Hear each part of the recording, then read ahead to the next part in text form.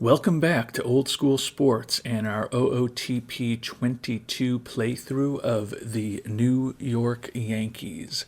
We are in the early stages of the 2024 to 2025 offseason. Finally had a good season with the Yankees, 97 and 65, won the AL East, but lost in the divisional round of the playoffs to the Toronto Blue Jays, so an unsuccessful end to the season. Goals for 2025 are to reach the playoffs. We also need to upgrade at first base in the next couple of years, and we also need to cut our payroll to about $200 million in the next couple of years, and we're at 209 right now, heading into free agency with several holes to fill on our team. So going to be a little bit of an interesting exercise for the Yankees if we try to meet that ownership goal. And then our goal for this season is to have a $26 million total balance, so a much more profitable season for the Yankees. You can see right now we're projected to do just $12.5 million. So hopefully if we have a long playoff run, that will help. Hopefully we can boost attendance, which will also help with the finances. But we may need to cut payroll also. Before we get into the plan around where we may be able to cut payroll and where we may be able to make some changes to the team in the offseason, though.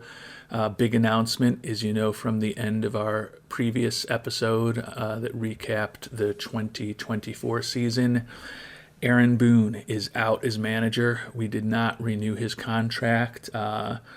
The final nail in the coffin, so to speak, for Mr. Boone was last season when we felt he made very uninspired hires for his bench coach and his hitting coach, which he had control over. So we let him go, and we have brought on a new manager. Your new manager of the New York Yankees is Yonkers, New York native Scott Leus.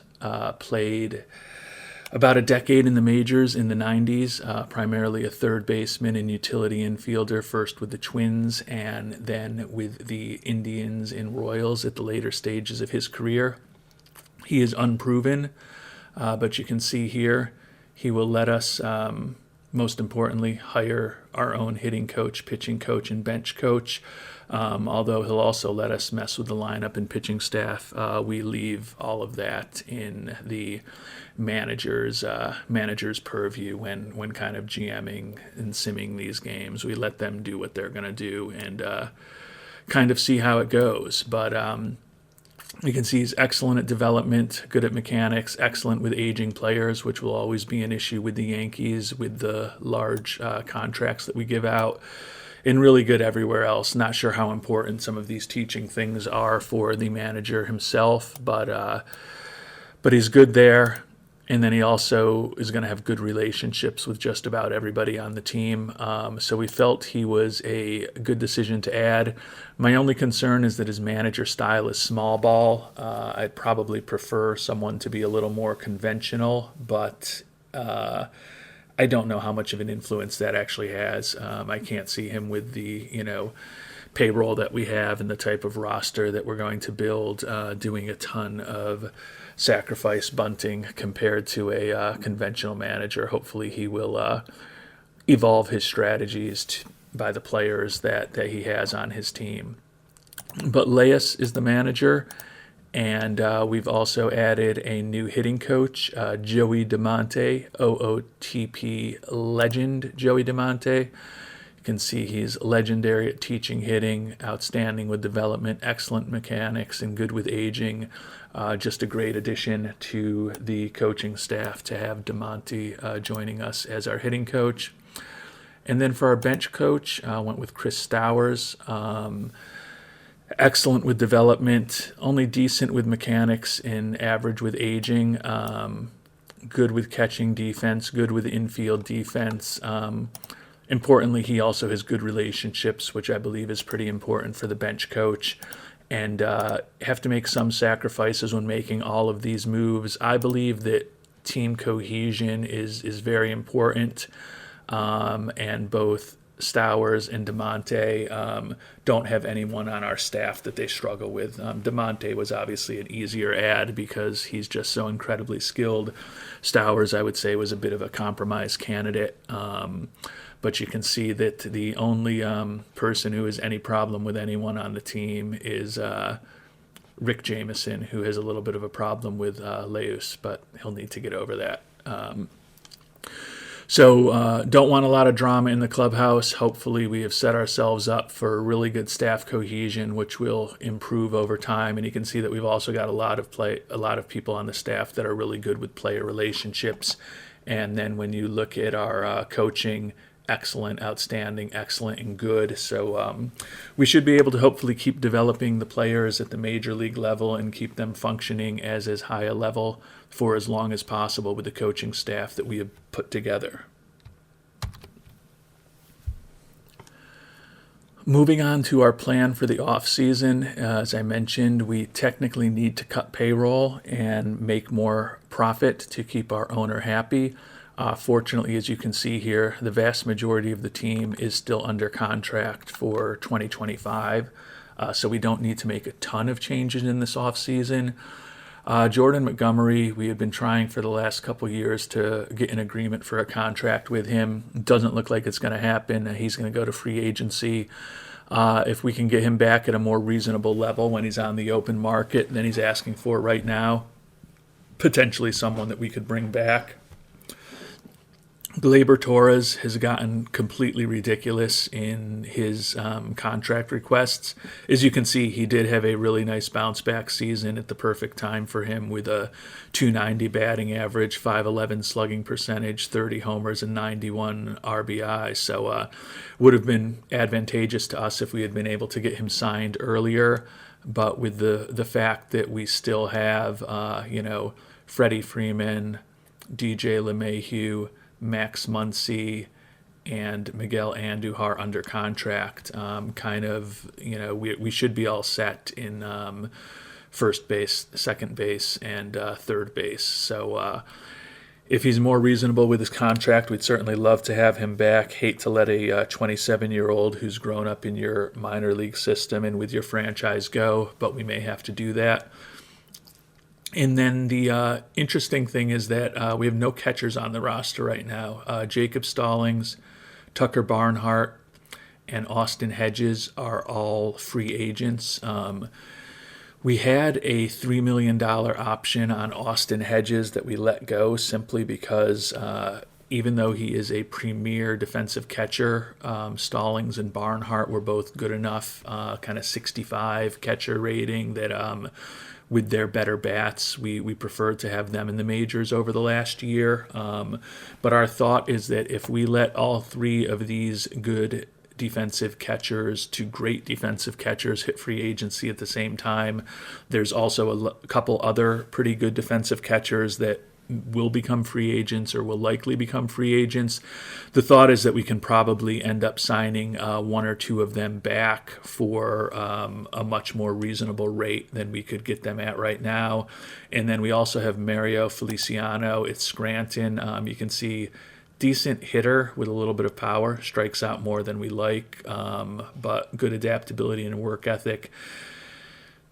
Mediocre to average in terms of his catcher ability. We certainly don't want him as our everyday catcher, but if we had to go with Feliciano as the backup to one of these better defensive catchers next year to save some money, we would certainly be willing to do that.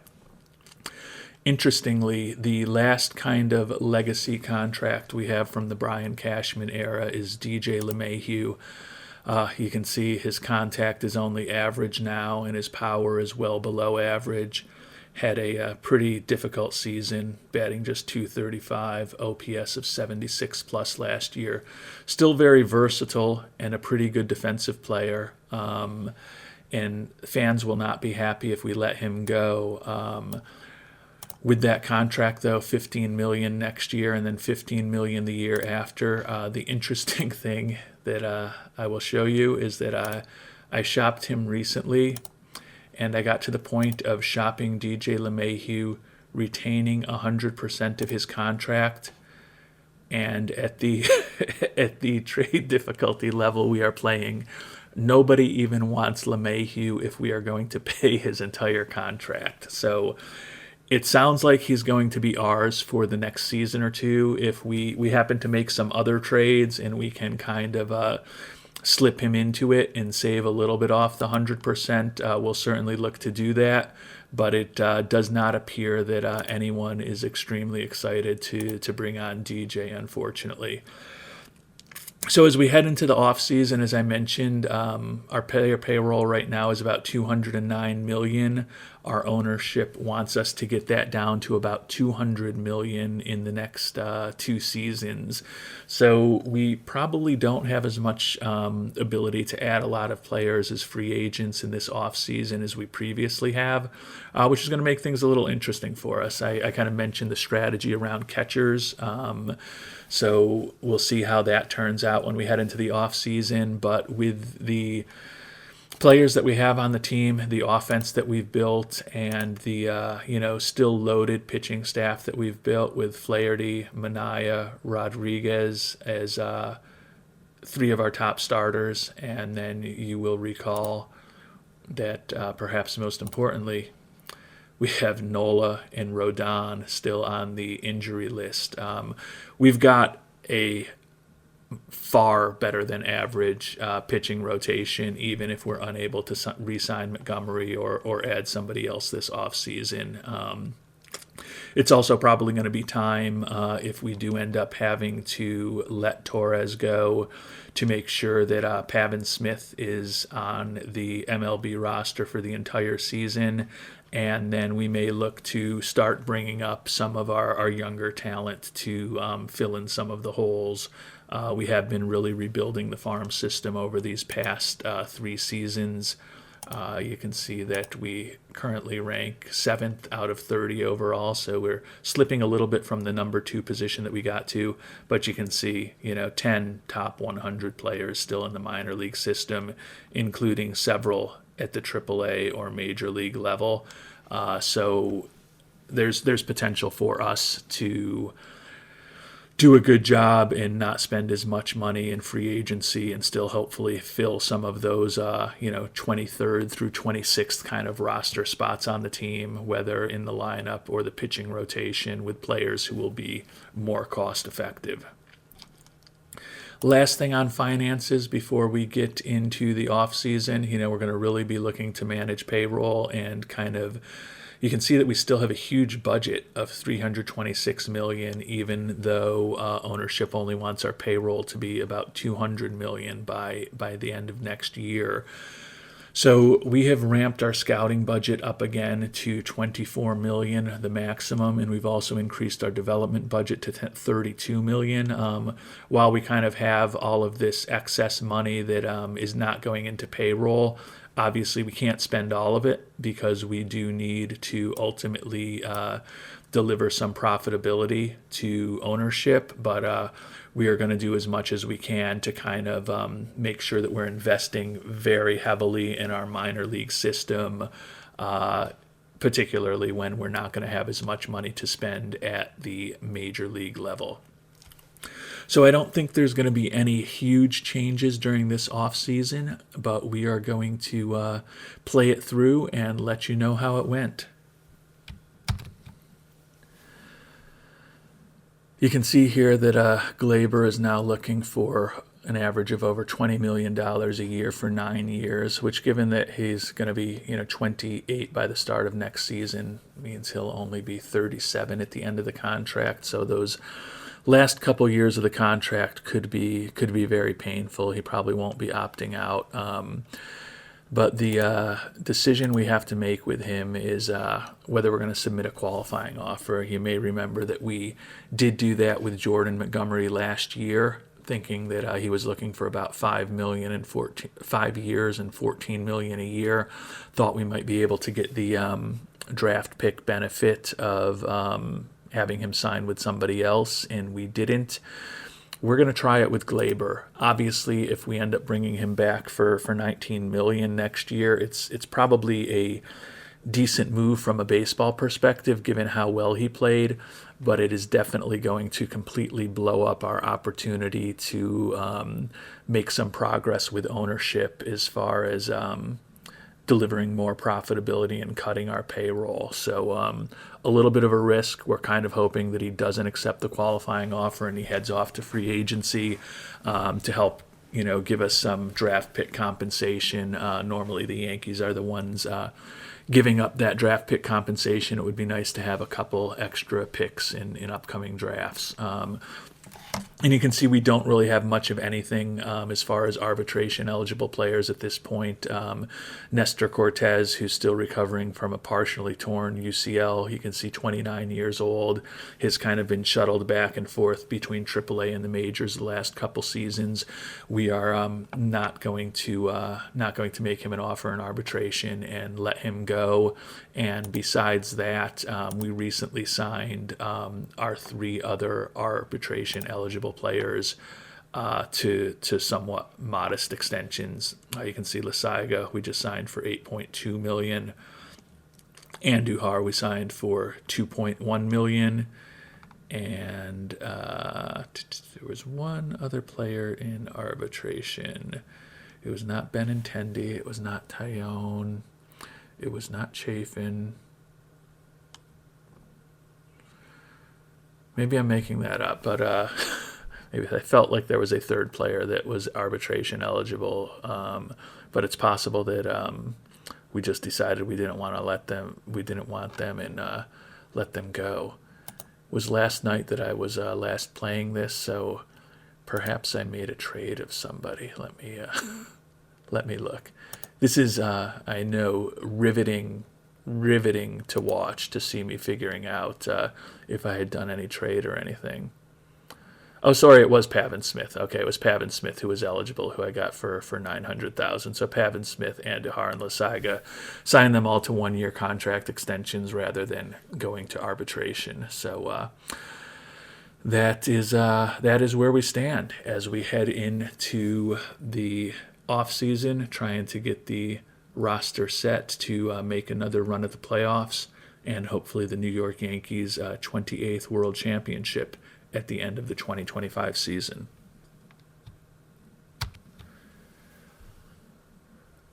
Well, as we've headed towards arbitration, we did take a look at the salaries of everybody on our team and tried to pare back a little bit of the dead weight in the minor league system in terms of players that just clearly had no future with our team, and particularly players who were out of option years, to see if we could extract any value at all from those players. And we did a little bit, made 3 trades recently. First one, we traded away Nestor Cortez, who I mentioned was injured and also facing arbitration. We were not going to make him an offer. We got a first baseman, Logan Davidson, who decent hitter, good defense at first base for what that's worth, who still has 1 option year left. So we're going to have him in AAA. And then another minor league prospect, Drew Compton, probably will not turn into much of anything at the major league level. But since we were going to let Nestor Cortez go anyways, you can see he's got decent stuff and good control, and he does have an arsenal of 4 pitches. He has been very effective at the major league level. Our concern is that when he comes back from this injury, he's going to be 30 years old. What is he going to have left in the tank? So we weren't going to bring him back anyways. More interesting, Davy Garcia, one-time highly touted prospect for the Yankees, who, as you can see, has pitched really well in Scranton and with the big club with his opportunities for the last couple of years, but out of option years, and was probably going to be riding the proverbial Columbus shuttle back and forth between New York and our AAA affiliate, even though obviously it hasn't been Columbus for many years, but that's a reference for old people like myself. We got a minor league right-hand pitcher, Fran Visamon, who probably not going to become a major league player. But then we got Sean Murphy. I mentioned that we are not going to have a catcher on the roster, and Murphy was heading into an arbitration season. You can see the hitting profile is not not all that different, except a lot less power than what we got rid of and did not like with Gary Sanchez. But the price point is much more reasonable, and he's also a very good defensive catcher. So the hope would be that at a worst case scenario, he's our starter next season. But he could, in the best case scenario, hopefully end up as a backup to someone who brings a little more to the plate and or is even stronger defensively. But given that it looks like he's a stronger defensive profile than two of the three catchers that we were letting go in free agency, obviously he doesn't quite measure up to Austin Hedges in terms of his defensive skills, but he offers a bit more offensively than Hedges does. So we brought him on board, and we also just recently signed him to a $5.25 million extension for the upcoming season to avoid going to arbitration with Murphy. So that was kind of interesting. And the last trade we made, Estevan Florial, who is now out of minor league options, had been kind of you can see a starting center fielder for us in 2023 when Bellinger was out. More of a spot player over this past year, but just hit horribly out of options. And although he can play center field, certainly not exceptional defensively, certainly much better at left and right, but average hitter, was probably not going to be on the major league roster and was out of options, so decided to extract what we could get from him. Got minor league catcher Adam Kerner, who still has options available. You can see a solid plus defensive profile. Looks like he, in a worst case scenario, is a little bit below average as a hitter. So he could very well end up being our backup to Murphy next season if we really try to toe the line as far as the budget's concerned and can't find a more attractive option through free agency or trade. But at the very least, he'll be at Scranton Wilkes-Barre and possibly will be our backup and seeing some time at the major league level. So feel that all three of those trades improved our roster on the margin at the major league level, gave us a little more talent in the minor leagues, and most importantly, with a few of the players, gave us players who still have minor league options available that we're not going to be possibly losing if we decide that they aren't going to make the major league roster.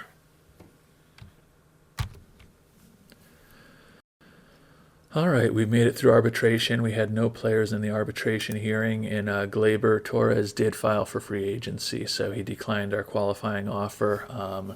Kind of what we were hoping for. It's a bummer to lose him. It certainly seems like he has kind of improved over the last couple of years and is back on the path that Yankees fans thought he was going to be on 4 or 5 seasons ago. We're never able to kind of agree to a contract, and it's worked out well for Gleyber because he kept playing better and better over the last season. So definitely will be a loss to use him. We may give him a shot at free agency. Maybe he'll won't have the market that he expects when he's out there, but at the very least, we will be getting some draft pick compensation if he signs with somebody else. Well, we made it to the new year, and as you can see, we're still trying to shop DJ LeMahieu. We actually get some offers for him now, even only retaining 50% of his contract. But unfortunately, it's for players with even worse and longer contracts than he has. So the reason why I've kind of re-engaged in trying to trade away DJ is that even though I am under pressure to cut payroll, I could not help myself.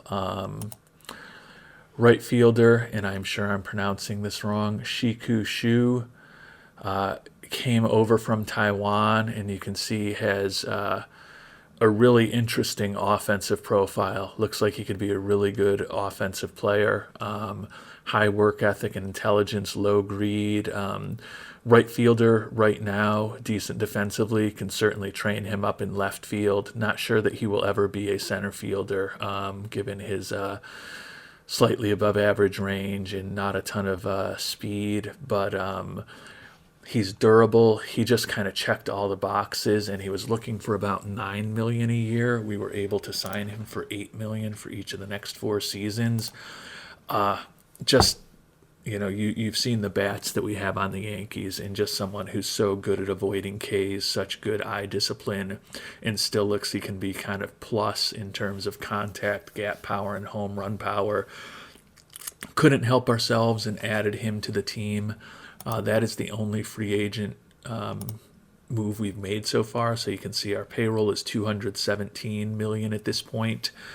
Definitely lower than it has been in recent years because we're trying to be more responsible.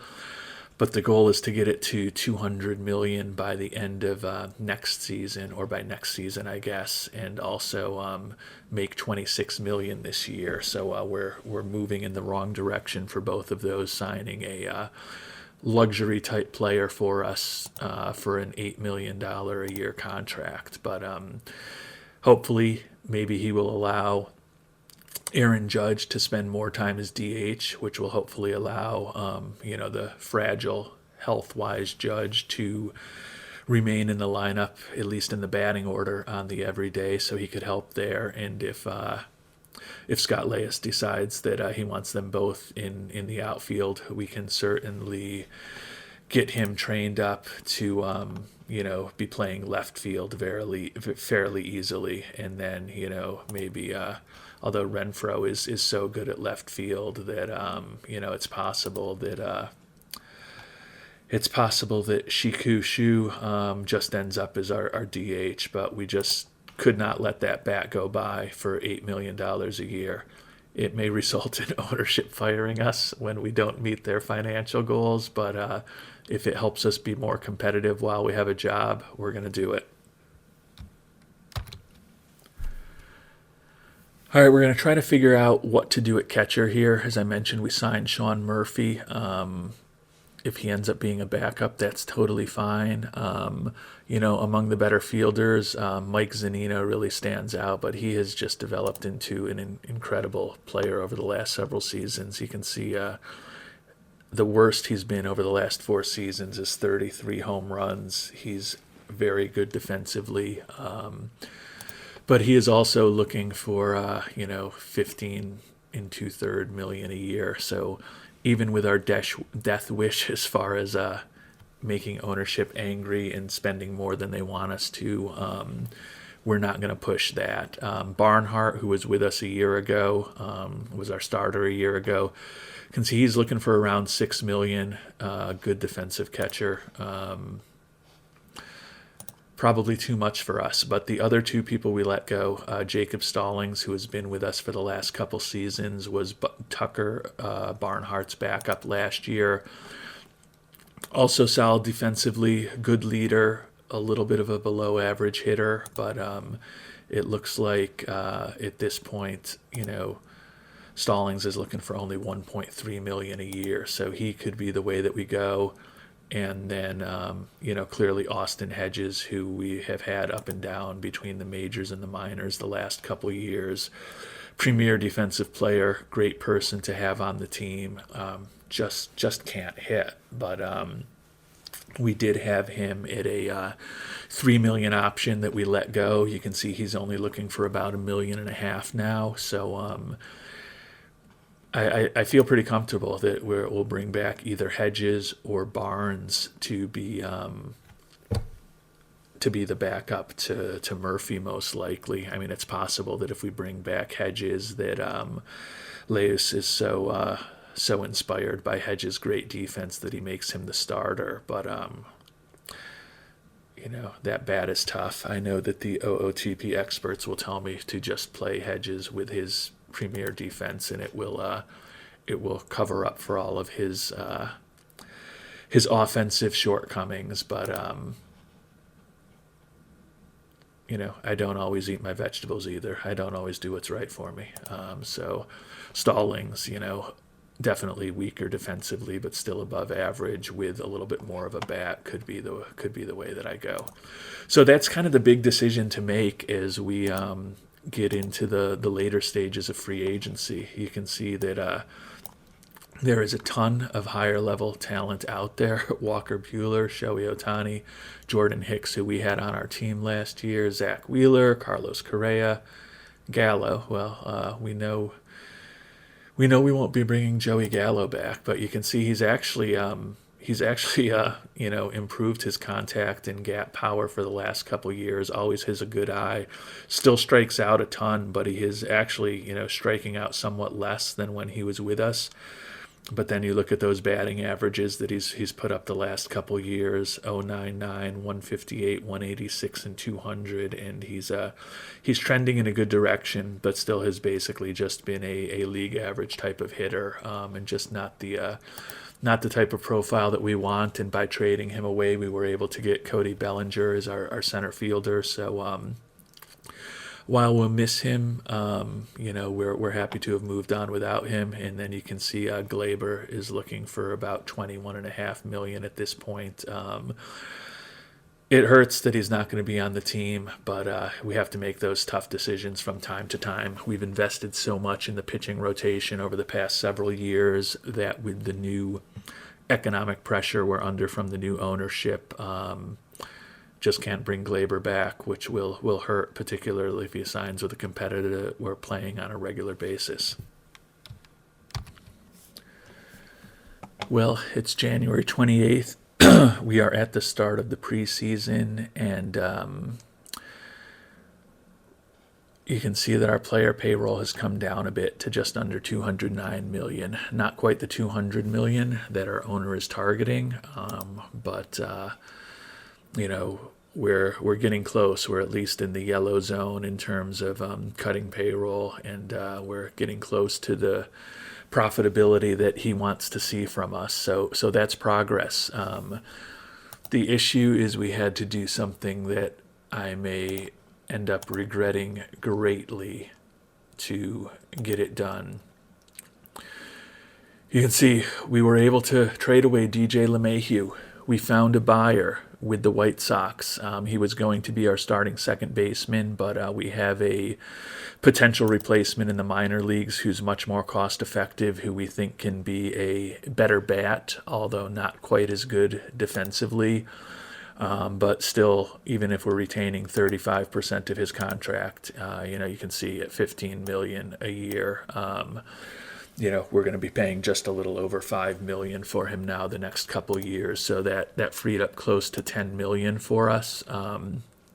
The issue is that we got a reliever who's a AAA player in return, and we had to give up several prospects. First, Alice Theus, probably not going to turn into a major leaguer. Miguel Marte, also probably not going to turn into a major leaguer. Yordani Souza, who was really a throw-in, but then we had to give up Parker Detmers, who you see here, torn rotator cuff for 5 months for a 20-year-old, not optimal. But he was our first-round draft pick in just a couple seasons ago, the 13th pick in the entire draft. You can see even with the torn rotator cuff, he's still rated the number 59 prospect in all of baseball. Had a great season in 4 starts before he hurt himself in rookie ball last season. You can see here he was the 13th player in the 2023 draft, so only a year and a half ago that we had to pick him up. But felt that in terms of trying to make some progress on meeting our budgetary goals, and also just moving on from LeMahieu, and we are going to be bringing up to the majors for him. I will show you who I think our new second baseman is going to be, if I can figure out how to click on exactly what I want to see. Nick Gonzalez, who we had been training a bit at shortstop. You can see a adequate defensive second baseman, great personality traits, and looks like he can be a slightly above average contact hitter with a decent offensive profile. He's the number 75 prospect in the game. Last year hit 298, at AAA for us, a 129 OPS plus. So it was time to get him to the majors. So unless something strange happens, he will be our second baseman because we have now moved on from both LeMahieu and Gleyber Torres, both of who have manned that spot for us in recent years over the past weeks. So we probably don't have too much else to do. We'll check back in when we get through spring training. Hopefully we won't have any significant injuries during the spring, but the team is going to look a little different. And, now there is no one to blame but us. The last contract on the team that Brian Cashman was involved in is gone. So going forward, there are no excuses if we do not perform. This is all on us. And Gleyber Torres is officially gone. You can see he signed with the Houston Astros just to make it particularly painful for the Yankees in the wake of the events of a few seasons ago. Ended up settling for $16.6 million a year, which wasn't quite what he was looking for. He's signed for a long term, but the Astros did give him a player opt out when he's still only going to be in his early to mid his mid 30s by that time.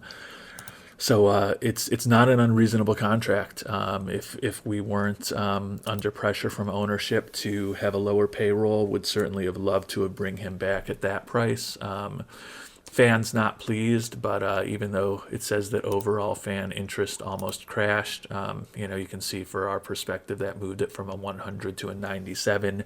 So certainly something that I think that we can recover from.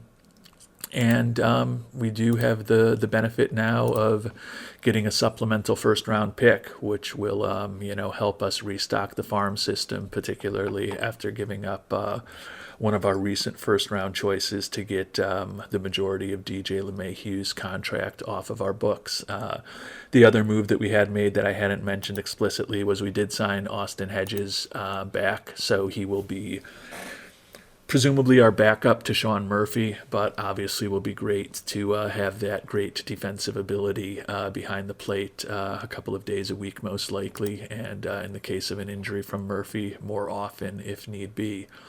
So we are just a few days away from the start of spring training. As I mentioned earlier, hopefully no injuries during spring training, and we can move on with our off-season activities.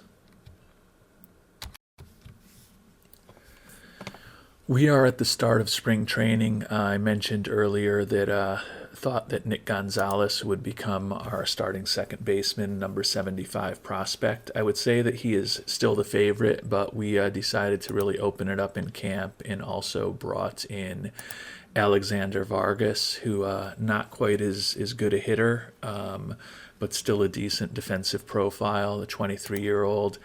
And then Anthony Volpe, who also doesn't look like he's quite as an accomplished a hitter, but very versatile defensively and probably, a little stronger defensively, potentially, with also some great personality traits. So we're opening it up to all three of the young players. Presumably two of them will probably end up in AAA. And then we also are bringing Jason Dominguez into camp. 85 prospect. Looks like although he's only 22, he's pretty much fully developed at this point. May improve his eye and his discipline a little bit, which would be nice, but not great defensively as a center fielder. So we'll work on hopefully improving his ability as a potential corner outfielder. Also not sure that he's going to make the big team. We've got Judge, who will definitely be Bellinger, who will definitely be Renfroe, who will definitely be, and Siku Shu, who will definitely be. So even with guys like Benintendi on the margin of making the team, it may be tough for Jason Dominguez to make the team out of spring training, but we will see. Can see that we're also trying to train up Pavin Smith a little bit in center field right now. He does have high adaptability, does have, decent range and error. You can see he's a 50 level left fielder and right fielder. He's probably only going to get up to 40 in center, but it would still be nice to have another person on the roster who can give us a little flexibility in center field if anything does happen to Bellinger. And it will also give Pavin Smith one more spot to play. He's behind Freeman at first base right now in terms of what the likely starting lineup will be for this season, but is a good, can't call him a young player anymore because he's 29 years old, but certainly looks like he has a plus bat and has performed okay, almost major league level in his 2 seasons with us, but want to, he's going to be on the major league roster this year with some of the changes we've made, letting both Torres and DJ LeMahieu go from the infield. So the more versatile he is, the better. And you can see at catcher, I think Murphy's the likely starter, Hedge is the likely backup. But we'll see what Feliciano and Diego Cartaya are able to do in training camp. Cartaya in particular, a plus defensive catcher with a potentially decent bat. So even if he doesn't make the team out of spring training, he's another one of our top 100 prospects that we would like to, see in a full year in AAA at the very least this season. And just a week into spring training, and the injuries are starting. Nola, as you know, still recovering from his injury, and Carlos Rodon just went out with a torn rotator cuff for 7 months, so he is going to miss the entire season. We've got a team option for him at $18 million next year. Given how fragile he is, letting him go may be the way that we really kind of right size our payroll, unfortunately. But going to miss the entire season. So you can see his career with us. 2025 started 25 games, 134 ERA plus, was great.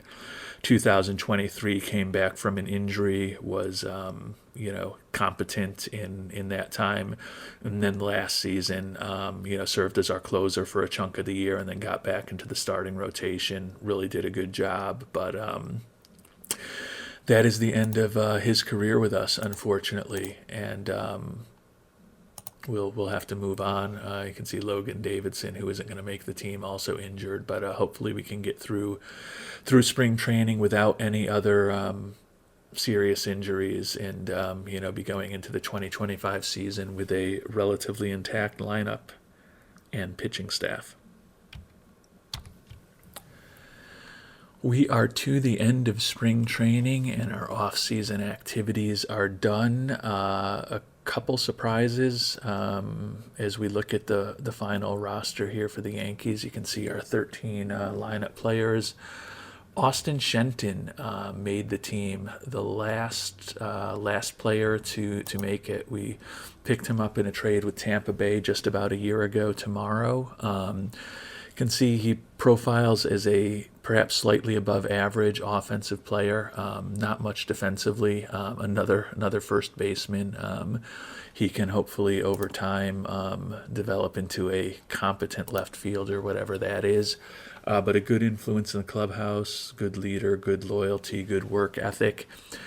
And he beat out Andrew Benintendi for the final spot on our roster. So you'll see shortly that we traded Benintendi away.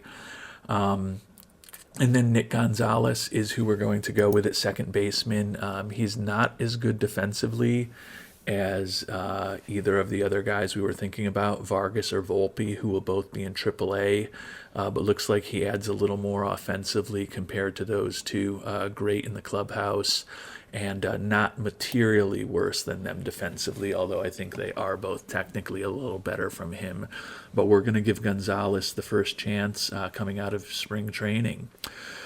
So that is what the offense will look like. As far as the pitching,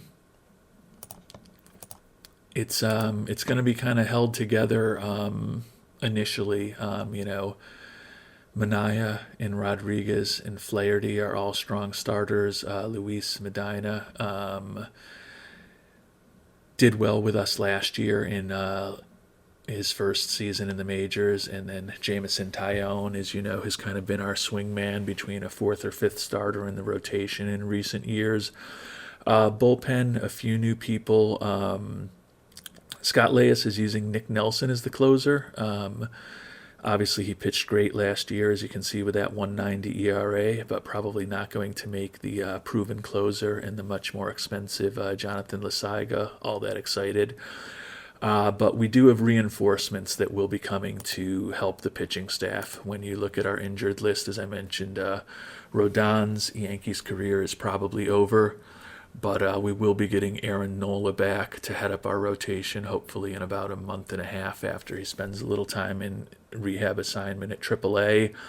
And then Luis Heel, who can also potentially help us either in the rotation or the bullpen, will hopefully be back in a couple of months. So will be some reinforcements coming to the team organically over the next couple of months, and hopefully we can avoid some other serious injuries.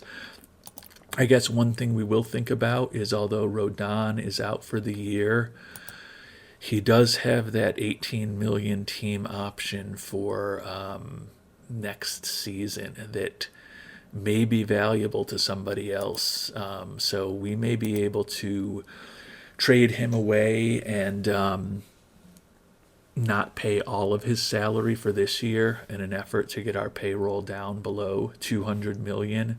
I guess the one thing I'm thinking in terms of keeping ownership happy, if we're able to take off half of Rodon's contract, that will get us to our cut payroll $200 million goal early.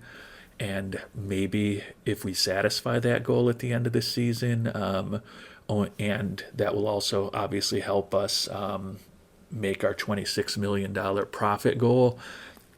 Maybe if we hit both of those, given that his fiscal personality is charitable, maybe that'll get him to increase our payroll going forward if we're able to achieve that goal.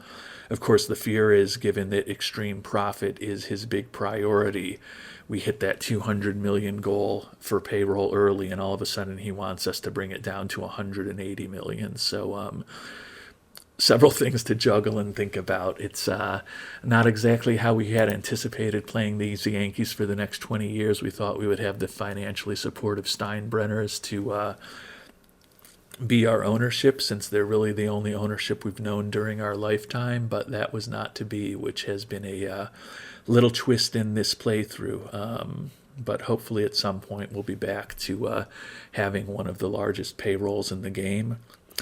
Until then, thanks so much for watching. Hope you're enjoying the show. If you are enjoying it, please subscribe. Would love your comments below.